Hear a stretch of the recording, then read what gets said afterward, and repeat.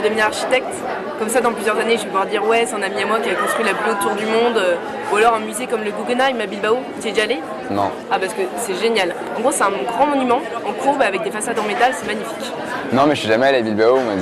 On m'a dit que la ville était super belle. On fait beaucoup de voyages en études d'architecture, surtout la première année. Ah, trop bien. Et moi, mes parents, ce qu'ils aiment, c'est vraiment les vieilles pierres. Alors depuis que je suis tout petit, on a fait tous les monuments historiques.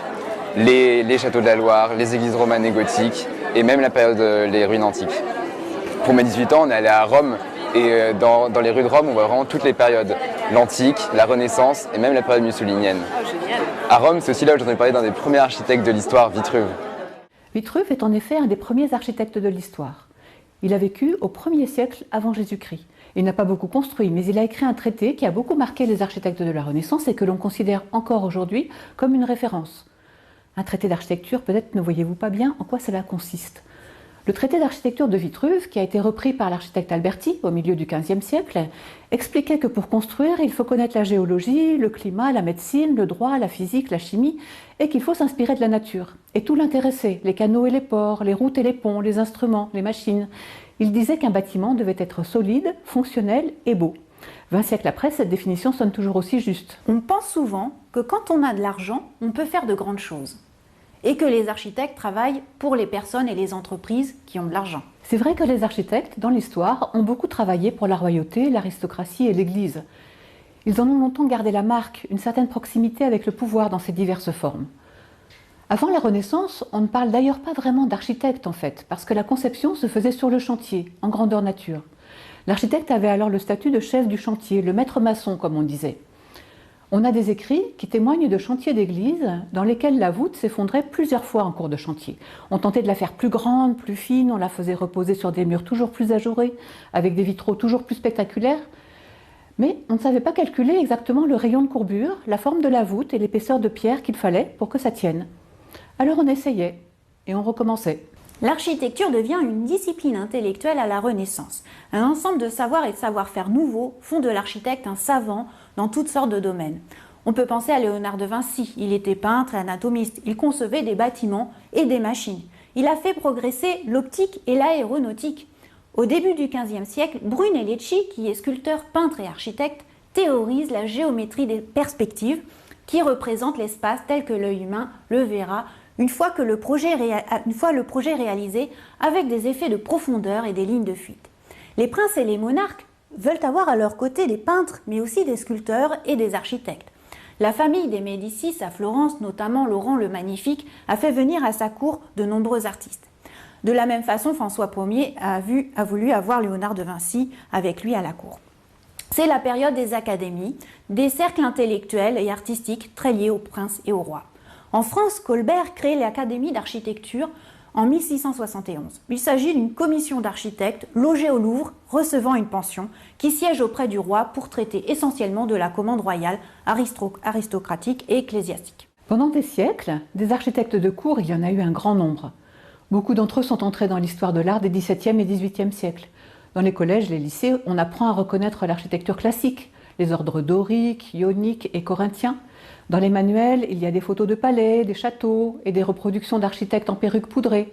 Les Mansart, les Decotte, les Levaux, toutes ces dynasties où on est architecte de père en fils, d'oncle en neveu, et où l'on vit aux côtés du roi et de la noblesse. Et tu te souviens quand on est allé au château de Versailles, c'était en CM1 je crois.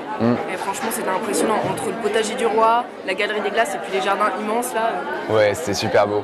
Mais le classe, elle a été voir les salines d'Arc-et-Senans dans le Doubs. C'est un endroit super intéressant aussi. C'est la même époque, mais c'est une usine. Donc il y a vraiment là où les gens travaillaient tous les jours. Je crois que c'est le même architecte que les octrois à Paris. Tu vois les colonnes du trône à la place de la Nation, les rotondes de Stalingrad? Ouais. Avec Claude Nicolas Ledoux, l'architecte des Salines et de nombreux autres édifices, mais aussi avec Étienne Louis Boulet et Jean-Jacques Lequeux, s'ouvre un courant d'architecture visionnaire. L'architecte ne se contente pas de répondre à une commande bourgeoise, mais il imagine une cité idéale dans laquelle l'architecture et l'urbanisme rendraient une vie meilleure pour tous, quitte à ce que ces projets utopiques restent sur le papier. Depuis cette période, on a toujours eu une part de l'activité des architectes qui s'est développée à la limite de l'utopie. Un architecte, inspiré des théories du philosophe Joseph Fourier, a construit le familistère de Guise pour l'industriel Jean-Baptiste Gaudin. Ce bâtiment était pensé pour plusieurs centaines de familles vivant ensemble, exploitant les terrains agricoles autour. La plupart des espaces étaient partagés, ateliers de travail, pouponats pour élever les enfants en dehors de leur famille, réfectoires pour tous et les repas pris en commun. Bien plus tard, on a imaginé des villes sous-marines, des bâtiments inspirés d'organismes vivants. On a associé ces formes nouvelles au progrès, à la liberté, mais aussi à des formes de totalitarisme. La plupart de ces réflexions n'ont pas donné lieu à réalisation, mais elles témoignent de l'accroche forte qui existe entre la pensée architecturale et la pensée de l'avenir des sociétés. À la fin du XIXe siècle, en Angleterre, un mouvement a proposé de construire les villes à la campagne. La préoccupation pour la santé des citadins, notamment des ouvriers, incitait à éloigner l'habitat des usines. Ce sont les cités-jardins britanniques, puis quelques expérimentations entre les deux guerres en France.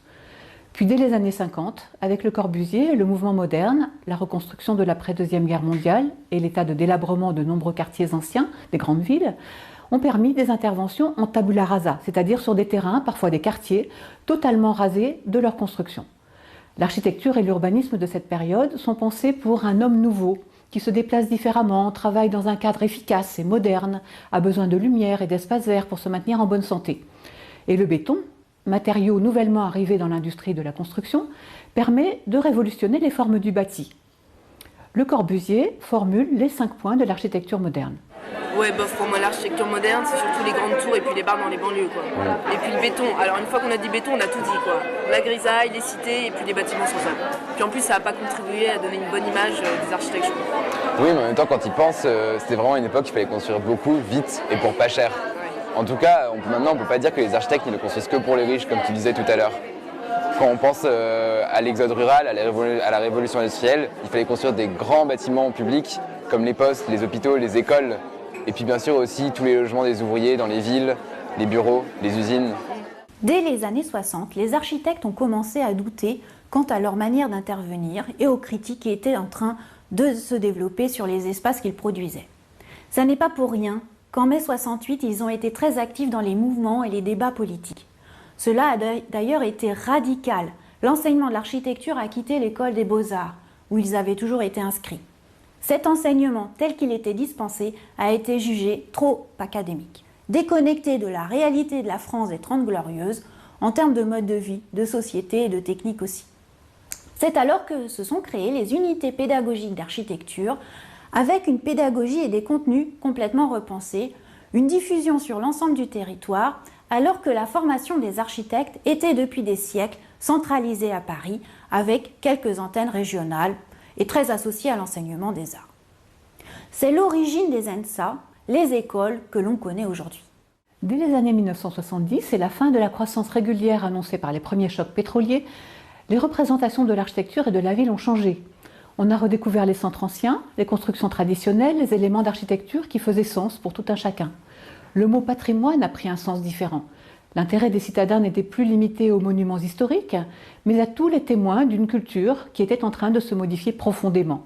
Les usines, les bâtiments illustrant des styles régionaux, les lavoirs, les traces des villages et des bâtiments ruraux dans les centres-villes, les restes de fortifications, etc. C'est l'époque du postmodernisme, bien plus radical aux États-Unis, avec un rapport différent à l'histoire que celui que l'on a en Europe. Puis c'est une autre période qui s'ouvre au début de ce 3e millénaire, avec la question environnementale et la préoccupation de développement urbain durable, mais aussi avec l'ouverture des frontières européennes qui a ouvert le champ d'action des architectes de l'Union européenne et a fortiori avec la mondialisation qui ouvre à d'autres perspectives encore.